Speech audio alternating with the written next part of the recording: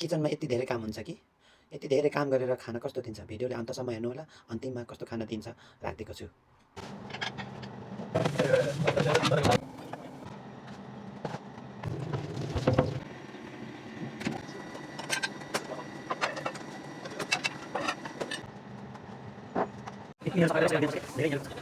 यो मेरो यम्बा जेठा ब्लग्सलाई सब्सक्राइब गर्न नभुल्नुहोला।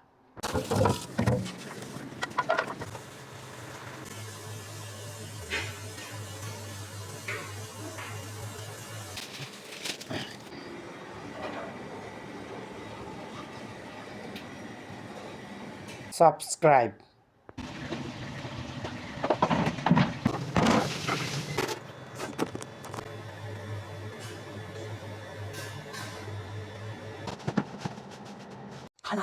खाना आयो।